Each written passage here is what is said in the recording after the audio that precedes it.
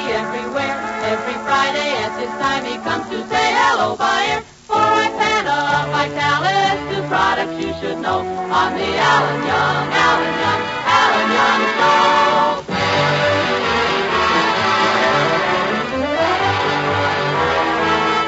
Well, it's Friday again, and as usual, we take you to the little white cottage in Van Nuys, California, where we find the star of our show, that young man who is young today and young forever, Alan Young.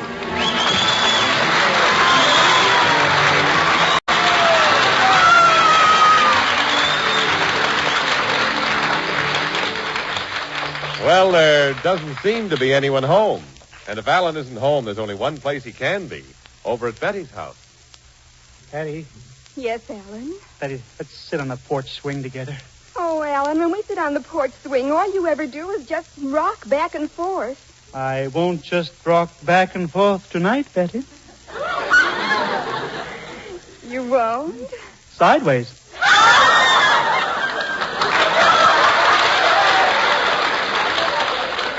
Well, Alan, if you like, let's sit down. Thanks, Betty. Comfortable, isn't it? Gee, Betty, I'm a lucky guy. Now, you could be sitting on this swing with plenty of other fellas. Oh, I'd rather be with you, Alan. What made you choose me, Betty? Well, Harry is very handsome, and Joe is very intelligent. But you, Alan, you're so different. Thanks, Betty. Betty, as long as you like me so much and I like you so much, well, how would you like to walk down the aisle with me next week? Oh, Alan, do you mean it? Yeah, I got a free pass to the Bijou Theater. Oh, Alan, I thought you were talking about marriage. I can't think of marriage, Betty. I haven't any money saved up. Well, Alan, I thought of a way to save money. Hmm? Every time you kiss me goodbye, I'll charge you 10 cents. And then I'll save up all the dimes. 10 cents a kiss, huh? That's right. And now before you go, Alan, I'm all puckered up. 10 cents, huh? That's right. For 10 cents, you can kiss me. Care to shake hands? Oh, Alan. Well, I've got to go in now and prepare dinner for Daddy. I'll see you later. Okay, bye, Betty. Oh, Margie, I'm always thinking of you, Margie.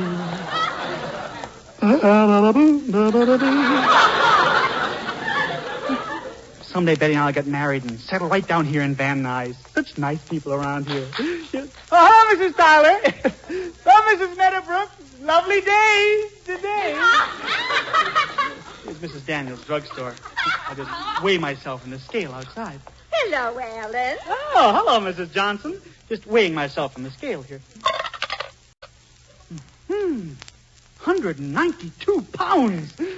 Well, I show Betty this card, 192. Okay, Mrs. Johnson, you can have your baby back now. Oh, that's all right, Alan.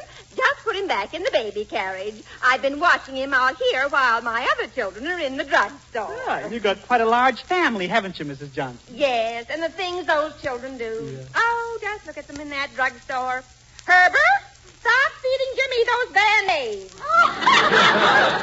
And you, Jimmy, get your soda straw out of that Chanel number 5. Cute youngsters. As I was saying, Alan, Michael, put down those tweezers and give Donald back his eyebrows. Did the same things when I was a kid. Oh, they're such a responsibility. Bruce, get that whipped cream off Albert's head. Just because his head is pointy doesn't mean he looks good with a cherry on top. Nice seeing you again, Mrs. Johnson. Oh, Alan, you can do me a very big favor. Yeah? I have to take all the children over for haircuts, so would you please watch Junior in the baby carriage till I get back? Well, Mrs. Johnson... Oh, thank you, Alan. Come on, kiddies.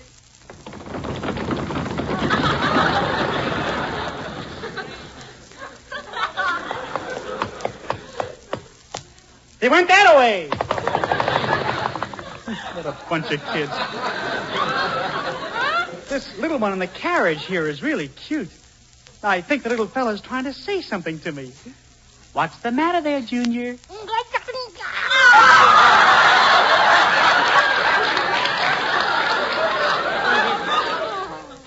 What was that?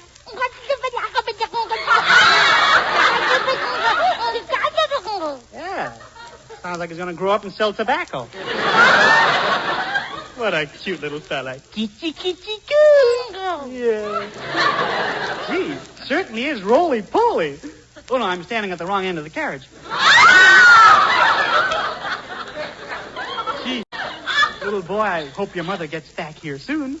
But you have nothing to worry about, do you? You just lie there soaking in the sunshine.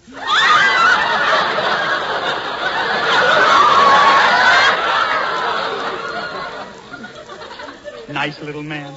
Beautiful day today, isn't it? I didn't know their voices changed so early. Oh, hello there, officer. Well, that's a mighty fine-looking youngster you have there. Thanks, officer. Looks just like me, doesn't he? Yes, he certainly does. Well, I'm glad to see you're taking such good care of him.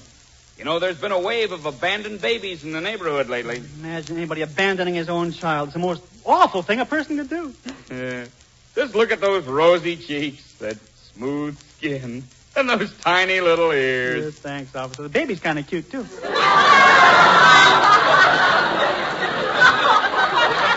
You know, if anybody ever abandoned a baby on my beat, I'd tear 'em limb from limb. Oh, I wouldn't blame you one bit, officer. By the way, if you're going to stay on this corner for a while, maybe I could leave this baby with you. What was that? Just going to leave the baby with you for a while. Listen, Bud, you leave that baby for 1 minute and I'll call headquarters. Oh, officer, you don't understand. This isn't my baby. Wait a minute. You yourself said the baby looked like you. Well, that doesn't prove a thing. A lot of people look alike. Well, there's probably some poor fellow in this country that looks just like you. Oh, well, wise guy, huh? Now start wheeling that carriage, Bud, and don't stop till you get home. But I tell you... I'm walking right with you, see, so start pushing. Yes, sir. You walk on that side of the carriage, and I'll walk on this side. You want me to wheel it home? Well, if you got any other suggestions? We could go over to bride and groom and tell them how we first met.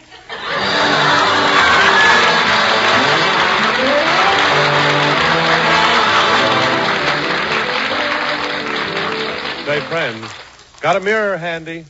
Okay, take a look in it. Now then, smile. How is that smile of yours? Is it bright and sparkling, enough to make you proud of it? Well, look, here's a way to help that smile of yours to a new brightness, a radiance you never thought possible. Just brush your teeth with Ipana toothpaste, and every time you do, put a little extra Ipana on your fingertip and gently massage it on your gums. Your teeth will be brighter, your smile more sparkling, for Ipana is designed not only to clean your teeth, but with gentle massage to aid in the health of your gums. Just ask your dentist. A national survey shows that 7 out of 10 dentists recommend gum massage. Not only that, but dentists themselves prefer Ipana toothpaste 2-to-1 over any other dentifrice for their own personal use. So why don't you start right away with Ipana toothpaste and gum massage? Ipana, for a brighter, more sparkling smile.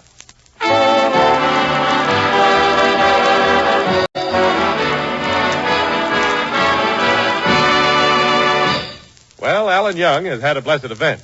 Yes, that's right. He's just come into possession of 8.5 pounds of trouble. Through a misunderstanding, the policeman on the corner insisted that Alan take Mrs. Johnson's baby home. So let's look in on Alan's house and see how Daddy Young and his pal Zero are doing. Yeah, there. Zero, isn't he a cute little baby? But imagine getting him from a policeman. Policeman? I better check up on my animals. Check up on your animals? Yeah, I always thought a baby was brought by a stork. This one was forced on you by a bull. That's a pretty funny joke I made up, huh? Yes. There's no time for jokes. What am I going to do with this baby? The cop is walking up and down outside the house. I can't get past him. Hey, I've got an idea, Alan. Yeah? Why don't I get dressed up as a woman? What good will that do, Zero? I can smuggle them out in me bustle. No, that wouldn't. Well, why not? Well, he'd get suspicious, seeing a lady walk out of the house breathing at both ends. Better keep the baby here till that cop goes off duty. Bet that poor kid is really getting hungry, too. Don't worry, Alan. I'll feed him. That cop out there, walking back and forth, watching the house. Well, I'll bet that... Zero! Yeah, Alan? Babies drink milk. Take a nipple off that bottle of beer. Hey, look, Alan, he likes this stuff. Just listen to him.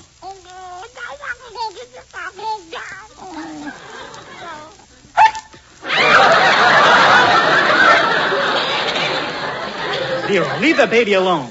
Besides, he's yawning. It's probably past his bedtime now. Hey, Alan, let me rock him to sleep in my arms. Okay, here, but be careful, Zero. Gently. Oopsie-daisy, little fella. Come to Uncle Zero.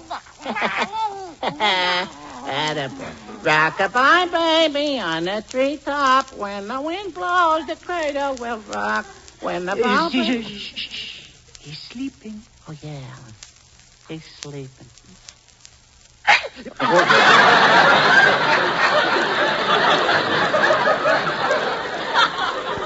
You and that bottle? Alan, it was only milk. I just put it in a beer bottle. Well, I'll get him to sleep. I wonder who this is. Hello, Alan. Oh, hi, Betty. What's new? Well, Alan, I was passing by, and I just had to come in and ask you about those things hanging on your clothesline. Oh, those things on the clothesline. Yes, well, Betty, with the football season here, I'm washing my college pennants. College pennants? But they're all white. Yes, Lux University. Stop being silly, Alan. Whose baby have you got in the house? Oh, Betty, it's Mrs. Johnson. She left it with me. The cop outside thought it was mine, made me take it home. He's outside watching me. Well, I'm sure I can explain the whole thing to the policeman, Alan. Where's the baby now? Zero has him in the other room. He's trying to put him to sleep. Right in here, Betty. Now, here's another bedtime story. Once upon a time, there was 3 bank robbers. Louie the Lug, Safe Crackin' Sam, and Randolph the Rat. One day, these 3 guys was robbing a bank. Randolph the Rat is parked outside with the motor running. Well, Louie and Sam make the grab, scram out of the bank, and what do you think happens? Randolph, not being able to resist present-day prices, sells the getaway car to a used car dealer. So there is Louie... Zero! Oh, hello, Alan. Hello, Mr. Pepper. Hello, Zero. Zero, what kind of a story is that to tell a little baby? Well, it's keeping him quiet, Alan. Oh, he's such a cuddly little baby. I hate to let him go. But we've got to get him back to Mrs. Johnson. Here, give him to me, Zero. Okay, Mr. Pepper. Open the door for me, please, Alan. All right, Betty. Maybe you'll have better luck getting by that policeman. No, he's still there. Well, I'll call him over, Alan, and explain the situation. Oh, officer. Well, this makes me feel a lot better. Yes, sir, that's just where that baby belonged, in your wife's arms. My wife? No, officer, this isn't my wife. This is the woman I love.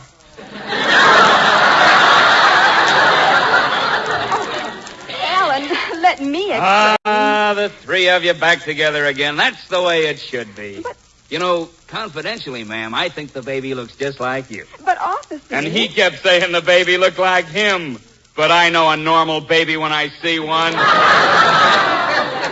officer, it isn't his baby, and not my baby either. Now, wait a minute. Oh, really, we're just taking the baby back to the corner and... Nobody's abandoning a baby on my beat. But, officer, you... Come on now, back in the house, and be thankful that you have such a fine-looking youngster. Yes, sir.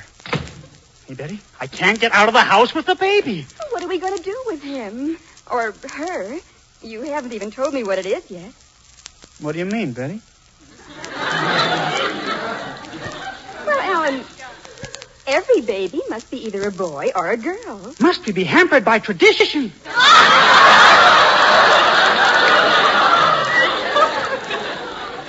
Alan, maybe we can take... Oh, here comes Hubert Updike. Killjoy was here. Filthy rich Updike. Gee, Betty, the baby. If Hubert finds out about that baby, he'll get me into worse trouble. Well, Alan, I'll take Junior in the next room. Okay. Gee, I've got to keep Hubert annoying about this baby. Oh, Alan, I'm here. Stand back, for I'm about to unfold my petals. Oh, hello, Hubert. Do you mind if I sit down, Alan? Oh, I'm exhausted. Exhausted, huh? The election drove me crazy. What was the trouble, Hubert? Well, you know how big my state is. The left wing is in California, and the right wing is in Arizona. And I couldn't figure out where to vote. Yeah. Well, why didn't you vote in the North Wing? They're not holding elections in Canada. Yeah. Oh. Well, Hubert, it's nice talking to you, but I guess you've got a lot of things to do, so why don't you get going? Alan, what was that? Well, it's just my canary, that's all. Just a little canary. He always swings and misses that perch. Alan, that sounds like a bobby. A bobby? want to open that door. No, Hubert, no. Oh, it's Batty, and she's holding a Barbie.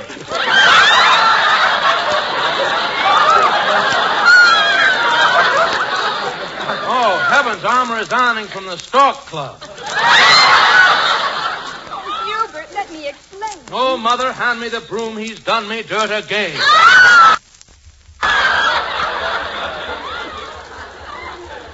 Hubert, you don't understand. Yes, I understand perfectly. You and Batty eloped and got married. We did not. You did get married. You did. I'm going to commit suicide. Oh, please, Hubert, calm down. That's what I'm going to do, commit suicide. Tomorrow I'll climb up to the top of my dad's wallet and jump off. Oh, this is dreadful. Well, Hubert, won't you please listen to reason? Alan, I'm so mad I could burst a vessel. Queen Elizabeth, of course. I can't get over it. How could any girl give me up to marry Alan? Why, that's like turning down champagne to drink vinegar. Listen, Hubert, we'd like to keep this quiet for just a little while longer. And if Mr. Dittenpepper ever heard about this... Oh, well, don't worry, Alan. I'm your friend. I shall keep this secret. Mr. Dittenpepper will never know. Oh, thanks, pal. Well, don't worry, Alan. I won't breathe a word. Goodbye. Goodbye. Oh, Papa Dittenpepper, Betty has a Barbie. She's married to Alan. Oh, Papa Dittenpepper.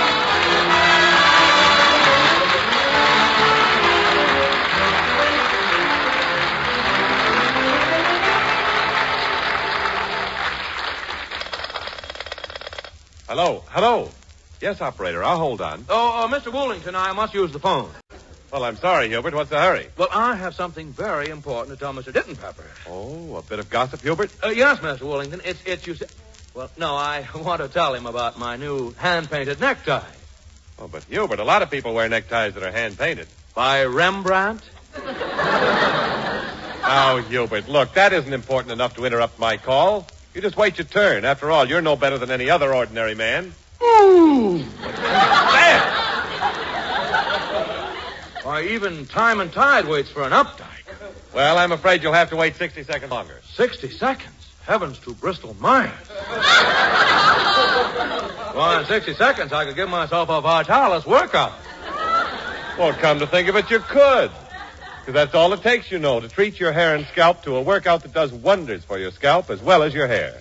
That's because Vitalis and the 60-second workout loosens a tight, dry scalp, routs loose dandruff, and helps prevent excessive falling hair. Not only that, there's no patent leather shine on your hair after you use Vitalis. No greasy, plastered down look. Your hair looks well groomed in a natural, masculine way. So get a bottle of Vitalis. It's available at all drug counters. And then take just 60 seconds to give your hair and scalp that stimulating and helpful Vitalis workout. Remember, if you want to look your best tomorrow, get a bottle of Vitalis tonight.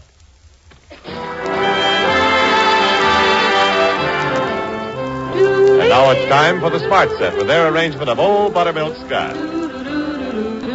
Oh, buttermilk sky, I'm keeping my eye peeled on you. What's the good word tonight? Are you gonna be mellow tonight? Oh, buttermilk sky, can't you see my little donkey and me? We're as happy as a Christmas tree, heading for the one I love. I'm gonna pop for the question. That question. Do you, darling, do you do? It'll be easy, so easy, if I can only bank on you. Oh, buttermilk sky, I'm telling you why. Now you know, keep it in mind tonight. Keep a-brushing those clouds aside. Oh, buttermilk sky, don't you fail me when I need you the most. Hang the moon above her hitching post. Hitch me to the one I love. You can if you try. Don't tell me no lie. Will you be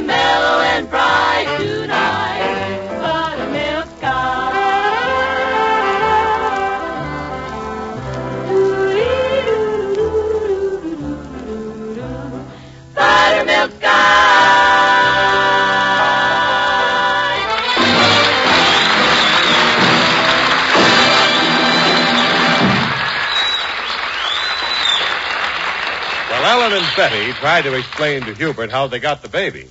But Hubert is firmly convinced that Betty and Alan are secretly married. But let's look in on Mr. Ditton Pepper as he settles down in an easy chair to read the paper. Well, it's certainly nice to relax here. Well, let's see about those football scores. Hello? Oh, hello, Hubert, my boy. What did you say? Betty married to Alan Young? Why, that's ridiculous. Betty and Alan can't be married. What's that? They've got a baby. Hubert, if this is true, I'll skin that Alan Young alive. What? Yes, you can put it in front of your fireplace. Yes. I'm going over to Alan's house right this minute, and if what you say is true, I'll break every bone in his body.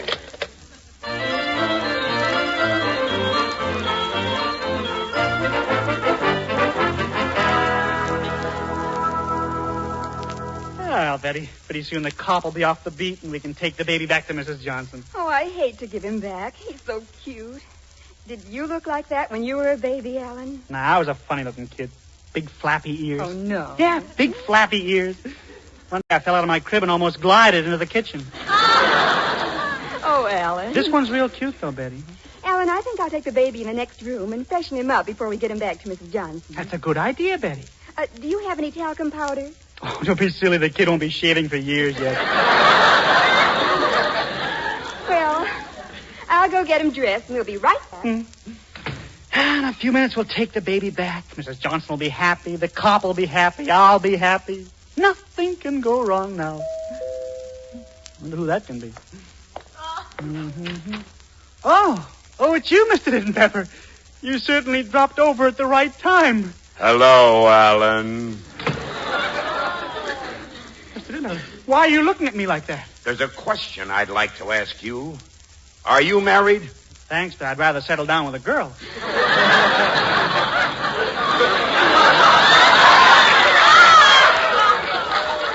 Alan Young, I've never felt like this before. I'm shaking and quivering all over. And do you know why I'm shaking and quivering? Forgot to change to your longies? Alan Young, you married Betty and you have a baby. Oh, no, Mr. Pepper, you gotta believe me. You've really got it. If there's a baby in this house, I'll be a Dutch uncle. Oh, yeah? Yeah, sure. If there's a baby in this house, I'll be a Dutch uncle. Alan, the baby's dressed. Oh, die flyende Stadt, der Flug nach Irrgarten, der Flug nach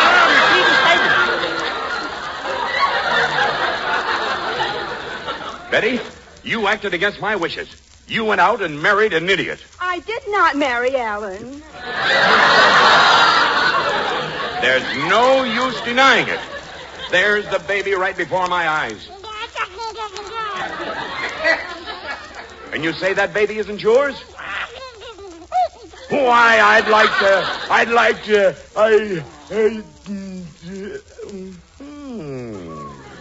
Hey, he's a pretty cute-looking youngster.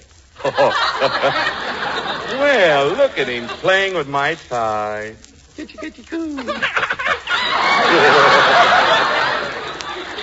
Well, he kind of looks like his grandfather, doesn't he? But Mr. Ditton Pepper... Alan, my boy. I've always wanted a grandchild. He does look like me, doesn't he, Alan? He'll lose that pot tummy as he grows up. Alan, nothing you say can make me mad. I'm in my glory. My own little grandchild. Aren't you, my little man? Hello, Mr. Ditton Pepper. Hello, Zero. Now, what do you think of my grandchild? Grandchild? Zero, Mr. Ditton Pepper thinks this is Betty's baby. We gotta get him out of here. Leave it to me, Alan. I'll think of something. Mr. Ditton Pepper, can I have the baby now? All right, Zero. Do you want to hold the baby for a change? No, I think I'll take him in the other room for a change. Oh, Alan, that baby has made me a new man. I love everybody. Yeah. Right now, I'm going to start handing out cigars. Say, there's a policeman outside the house. Hey, officer, come in here a minute. Something I can do for you? Yes. Step right in, officer. In honor of my new grandchild, I want you to have a cigar. Well, thanks. I'm glad this young man has seen the light. Seen the light? Yeah, seen the light, yes.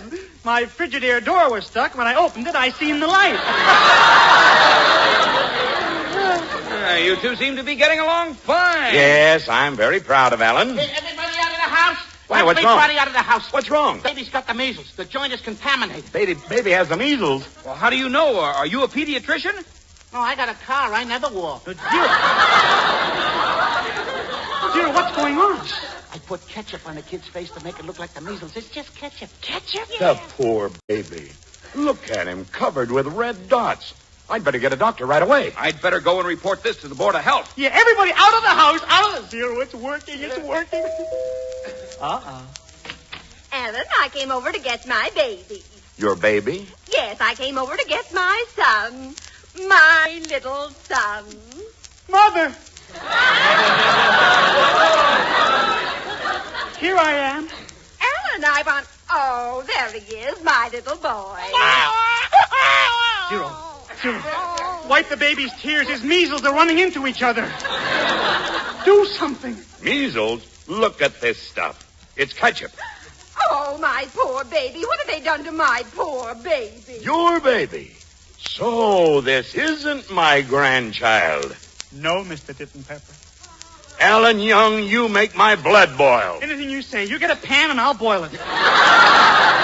Alan Young, come here. No. Well, now that everything's okay, I'll be running along. Officer, don't go. Don't go. Arrest Mr. Titten Pepper for murder. Arrest him for murder. Well, don't be silly. I can't arrest him for murder. I've got to have a corpse. Come back in 5 minutes. I'll be waiting.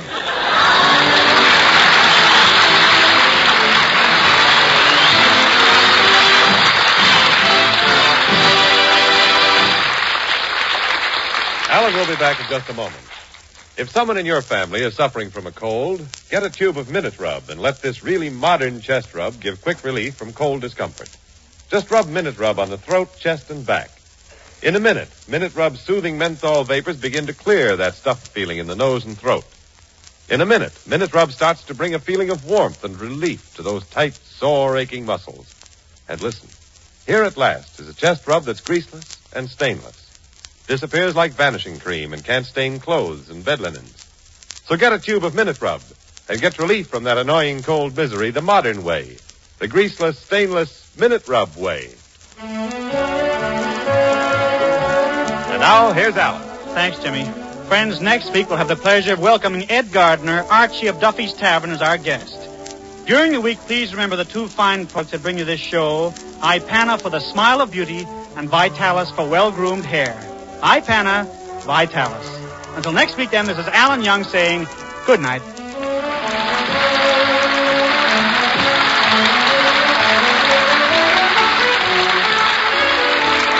This is James Wallington to remind you that Alan Young can now be seen in the 20th Century Fox picture, Margie. The Alan Young radio show is written by Al Schwartz and Sherwood Schwartz. The part of Hubert Updike is played by Jim Backus and Zero by Charlie Cantor. The music is by George Weil and his orchestra. And remember... We'll be seeing you next Friday, everybody, everywhere, at this time and on this station with a big hello buyer. For Ipana, Vitalis, new products you should know on the Alan Young Show.